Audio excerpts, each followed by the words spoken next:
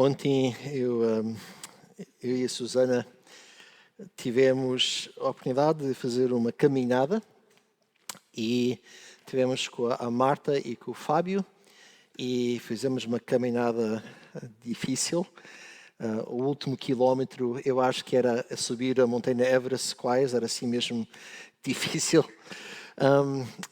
Mas estivemos em lugares mesmo incrivelmente bonitos e lindos e únicos mesmo. Algo mesmo de deixar a boca cair e ficamos pasmados com o que estamos a ver, algo mesmo muito bonito. Pela graça de Deus, vamos retomar o Clube de Caminhadas em 2 semanas, ou seja, não já este próximo sábado, no próximo sábado. Não vamos fazer a caminhada que eu fiz ontem, graças a Deus, que ainda vai ser essa caminhada, vai ser uma caminhada muito simples, eu creio que de só 6 km, se não me engano, com fenómenos de natureza mesmo deslumbrantes, mesmo bonitos mesmo. E para além de ser um bom tempo de apreciar e estar no ar livre, na natureza, em lugares mesmo lindos, também é um bom tempo para estar a caminhar ao lado de alguém e conversar com alguém. E ainda melhor é poder convidar alguém para vir. Sempre a algures há uma explicaçãozinha do Evangelho, tentamos incluir isso. Então eu vos convido a isso mesmo. Então não este sábado, no próximo sábado, vai haver já informação hoje ou amanhã no Facebook de Pespa de Quero, é o nome do Clube de Caminhadas aqui da Igreja Evangélica de Valadares. Então podem consultar e podem ver isso. Uns meses atrás, já foi o ano passado, recebi no meu e-mail um convite para participar com o meu carro numa exposição espetacular que ia haver. E eu logo percebi que o convite tinha sido dirigido à pessoa errada, porque o modelo do carro, o carro não é o meu carro.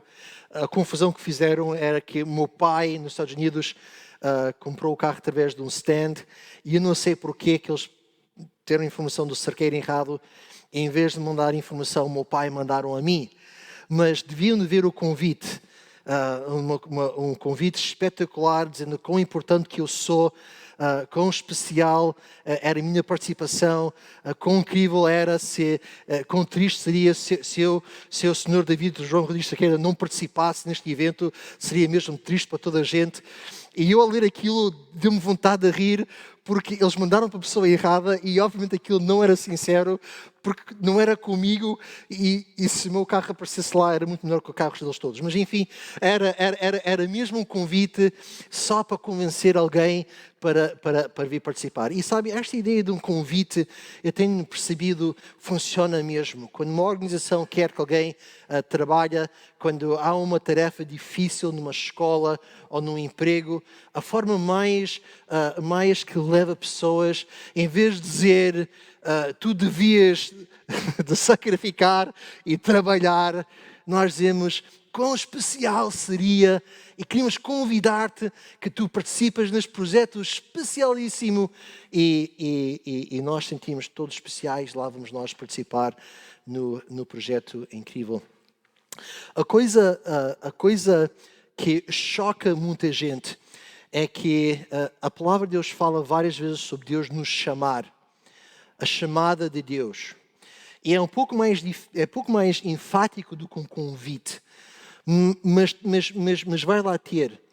E o incrível sobre a chamada de Deus é que é uma chamada para participar num projeto de matar nós mesmos. Ou seja, que Deus tem um projeto para a nossa vida que inclui 2 coisas a acontecer ao mesmo tempo.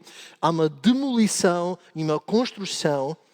Deus se encarga de construção e Ele convida-nos para demolição, para desconstrução. Literalmente a palavra que a palavra de Deus usa para morte, para matar nós mesmos. E, incrivelmente, os vários textos bíblicos, especialmente no Novo Testamento, que nós ouvimos sobre a chamada de Deus, dá-nos a ideia que a chamada de Deus é como receber no nosso e-mail um convite que diz: tu és especial, tu és único, se não participavas seria mesmo muito triste. E nós temos esta ideia de uma chamada. E, em verdade, quando nós lemos o texto bíblico de chamada, tem mais a ver com o plano de Deus para a nossa vida. É a ideia que Deus tem um plano para a nossa vida, que requer a nossa participação, que requer que nós cognitivamente, mentalmente, evolucionalmente, nossa própria vontade, participamos e que este participar vai resultar em duas coisas. Vai resultar na nossa própria morte, algo em nós vai sendo morto progressivamente e vai resultar em bênção e coisas boas para a vida das outras pessoas. Venham comigo, se favor, a 2 Timóteo, capítulo 2. 2 Timóteo, capítulo 2.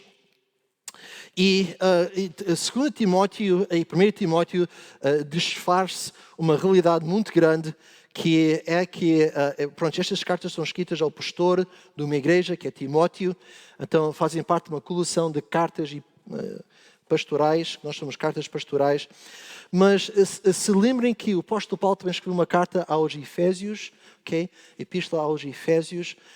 Neste momento, o Timóteo está lá, o apóstolo Paulo está a escrever uma carta ao Timóteo que está a pastorear Efésios. Então, Efésios é uma igreja de destaque no Novo Testamento. Não somente é a igreja que o apóstolo Paulo passou mais tempo, é a igreja que ele deixou Timóteo, que talvez era o seu aluno mais eficaz. Então, Timóteo fica nesta igreja. Há 2 cartas escritas de Timóteo na igreja de Efésios. E depois se lembrem em Apocalipse, quando Jesus Cristo escreve as 7 cartas às igrejas, uma daquelas 7 igrejas era a igreja de Efésios também. Então, Efésios era uma cidade e era uma igreja. Se eu tinha que escolher qual é a igreja que eu gostava de visitar no Novo Testamento, seria esta igreja. E Timóteo foi colocado lá, e nós estamos em 2 de Timóteo, capítulo 2, e antes de ler o nosso texto, reparem que estamos em 2 de Timóteo. Já houve uma carta escrita a Timóteo, e o Espírito Santo e o apóstolo Paulo sabiam que havia uma necessidade de escrever uma segunda carta. Ou seja, Timóteo foi deixado lá em Éfeso, numa igreja. 1 Timóteo tem um tom de voz completamente diferente de 2 Timóteo, e a razão é porque agora Timóteo está numa situação de continuidade, de isto simplesmente é o que aconteceu a semana passada, e a semana antes dessa, e a semana antes dessa. E Timóteo está agora a lidar com uma igreja continuamente, que nós percebemos não está a crescer, não está a mudar, não há grandes coisas a acontecer. E o apóstolo Paulo escreve esta carta a Timóteo. Se eu vos perguntasse o que é a chamada de Deus para a vossa vida, o que é a vossa chamada, o que é que me diziam? De vez em quando alguém vem visitar-me ali no escritório para pôr a conversa a falar sobre coisas importantes, e faço a pergunta: olha, quando eu fazer o vosso funeral, o que é que quer que eu diga sobre você? E tenho tido respostas muito interessantes, ok? O que é que querem que eu diga no meu funeral? Do que é a vossa vida? O que é a substância da vossa vida? O que é o tema? Quais são as evidências que você é sobre qualquer coisa? Bem, filho meu, capítulo 2 de Timóteo, filho meu, fortifica-te na graça que há em Cristo Jesus, e que de mim, entre muitos testemunhos, ouviste, confiando a homens fiéis, que sejam idôneos para também ensinarem os outros. Sofre, pois, comigo as aflições, como um bom soldado de Jesus Cristo.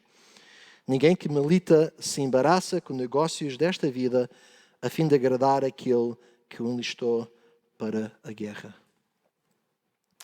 A mensagem de cristianismo, a mensagem de Cristo é que Deus nos ama de uma forma tão incrível que Ele deseja que o nosso futuro seja segurado com Ele no céu, na eternidade. Deus nos ama de tal forma, Deus nos ama como mais ninguém nos ama. Os Salmos dizem que Ele preocupa-se conosco mais vezes que há grãos de areia no mar. Okay? Deus preocupa-se conosco mais que há grãos de areia no mar. Deus pensa em nós, Deus deseja o nosso bem, Deus nos ama. E Uma coisa boa sobre a palavra de Deus, aqui que a Bíblia ensina, é que Deus não tem planos para nós só depois de nós morremos e fomos para o céu. Deus tem planos para nós antes de nós morrermos e vamos para o céu. E parte desses planos é levar à morte coisas que estão cá dentro. É levar à morte características nossas que simplesmente cheiram mal e desagradem a Ele. Coisas que fazem parte de nós sermos humanos, mas completamente conforme e contra a conformidade do que Ele deseja.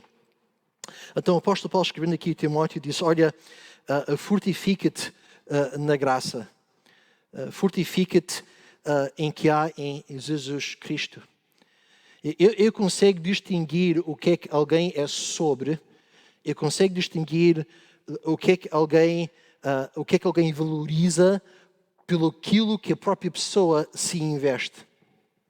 Faz sentido? Conseguimos perceber que alguém é um bom atleta e que valoriza esporto porque se investe em esporto. Eu consigo perceber que alguém valoriza a política quando se investe em coisas e por aí fora. E o apóstolo Paulo está a dizer, olha, fortifica-te na graça de Jesus Cristo. Fortifica-te. E a graça de Jesus Cristo tem a ver com esta relação que nós temos com Jesus Cristo. E depois continua e diz, olha, imita-me a mim, faz como eu fiz, ensina outros a fazerem, aqueles são homens fiéis. Depois, versículo 3, sofre, pois, comigo as aflições como um bom soldado de Jesus Cristo. E isto é a parte que é aquilo que eu tenho estado a pensar nos últimos dias. Nós, aqui na igreja, o nosso ano começa mais ou menos ao mesmo tempo do ano letivo. Então, estamos a começar o nosso ano aqui na igreja. É o tempo que muita coisa arranca e começa. E tenho estado a pensar nestes últimos dias sobre o custo, o sacrifício, o esforço que várias coisas têm sido e que algumas coisas vão requerer. Eu fico impressionado que nós vivemos num tempo de descartar qualquer coisa que é desconfortável, de desistir. E o meu pai batia na mesma tecla tantas vezes. Ele dizia, começar é fácil, acabar é raro. Aquilo que Deus nos chamou para fazer, acabar é raro. Sofre comigo as aflições de um bom soldado de Jesus Cristo. O que é que nós percebemos desta ideia que eu estou numa luta espiritual? O que é que vem à nossa mente? Qual é a nossa luta? Que nós podemos dizer que nós somos soldados de Jesus Cristo. Eu creio que há três ideias diferentes quanto a isso. Uma é que eu sou um soldado de Jesus Cristo porque eu tento melhorar-me a mim mesmo. Eu luto contra as tais coisas que eu falei, que Deus quer modificar em mim, coopero com o Espírito Santo. Eu tento ser uma melhor pessoa, esta luta contínua aqui dentro. Eu sou um bom soldado de Jesus Cristo. Uma outra ideia é, eu sou um bom soldado de Jesus Cristo, porque para além de saber que eu tenho que lutar comigo mesmo, eu identifico-me com Jesus Cristo, eu identifico-me publicamente com a Igreja de Jesus Cristo e toda a gente sabe que eu sou um cristão e eu falo o Evangelho, e eu estou a levar o reino de Deus para frente, estou a ser um bom soldado de Jesus Cristo. E raramente encontramos pessoas que dizem, eu sou um soldado de Jesus Cristo,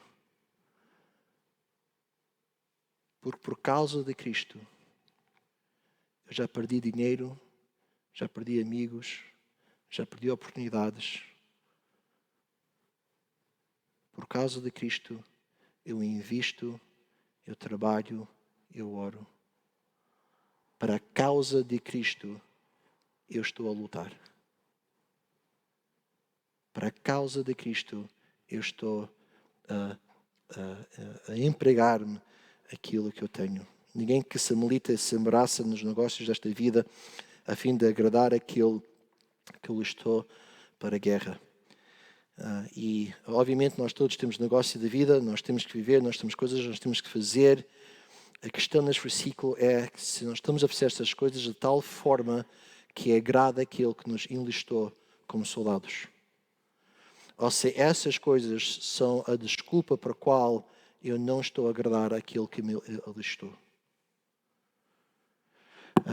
Na história de Portugal, logo no início da história de Portugal, há uma fase em que Portugal está mesmo a lutar contra a Igreja Católica.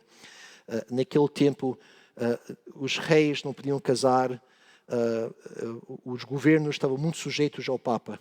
O Papa governava mesmo muita coisa mesmo. E quando Portugal começa cá em Portugália, aqui no condado de Portugália, há um bispo espanhol que quer manter Portugália debaixo do bispado dele. E se Portugal torna-se independente, ele perde isto. Então ele convence o Papa e convence toda a Igreja Católica para não deixar que Portugal seja independente e seja uma nação. De facto foi a primeira nação, mas isso é a história por outra altura. E há uma parte na história portuguesa em que as pessoas estavam a levar avante esta questão do novo Portugal. Fizeram a questão entre eles e esta conversa: o que é que nós estamos dispostos a perder? O que é que nós estamos dispostos a sacrificar para isto? Isto é tão importante e isto é mesmo injusto o que está a acontecer com a Espanha, com aquele bispo. Isto está mesmo errado. Mas se nós vamos avante com isto, vai nos custar. Vai doer. E Jesus Cristo, lembrem-se, diz, olha, aquele rei sentou-se e fez contas daquilo que ia custar para continuar. Então, irmãos, eu creio que é importante que nós temos uma ideia realista do que é um cristão. Há bênçãos tremendas, há oportunidades e privilégios que mais ninguém tem. Mas há uma chamada. Há uma missão. Há uma causa que vai exigir que eu morro lentamente para que outros sejam abençoados. E sabem o que é o resultado normal desta chamada? Poucos se inscrevem na luta. Os negócios da vida, os afazeres, as outras coisas, tomem o pacote normal da vida. Naquela fase da vida fazemos estas coisas, naquela fase da vida nós fazemos aquelas coisas, e passa-me a vida inteira. E se nós perguntarmos o que é que tu queres que eu diga no teu funeral, eu acho que a resposta sincera foi: eu vivi cada fase na vida no seu pacote e eu fiz o normal de todas as vidas. E a coisa incrível sobre o apóstolo Paulo, Timóteo, o Novo Testamento, é que há uma chamada. Há um plano para a vossa vida. Um plano que pode beneficiar outras pessoas de uma forma incrível. Esse plano tem um planeador, essa construção tem um arquiteto. Isso não acontece porque eu quero que aconteça, acontece porque ele constrói. Mas ele nos chama para participar na demolição. Nós dizemos que sem humildade nada acontece que é espiritual. Sem humildade nada acontece que é espiritual. Então, o nosso desejo é que nós sejamos aqueles que respondem à chamada de Deus. sobre o que é a tua vida. Que Deus não permitisse, mas se você morresse esta tarde no acidente de carro e eu tivesse que fazer um funeral para você, o que é que eu podia honestamente dizer que o conteúdo da vossa vida foi sobre o quê? Que seja, olha, este foi um soldado de Jesus Cristo. Senhor, obrigado que tu pegas em pessoas normais e, vezes sem conta, tu surpreendes todos com a coisa mais incrível que tu fazes com pessoas normais. Deus, há uma cegueira, há uma obsessão, há um vício para o normal. Tantas vezes, em vez de desejar o especial que tu tens para nós olhamos para o mundo e tudo que brilha no mundo e nós desejamos mais normal, em vez de uma vida excelente contigo.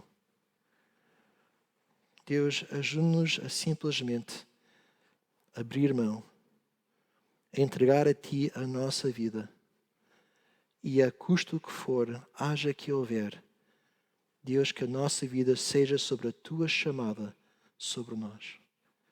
Deus, eu peço e agradeço no bom nome do nosso Senhor e Salvador Jesus Cristo.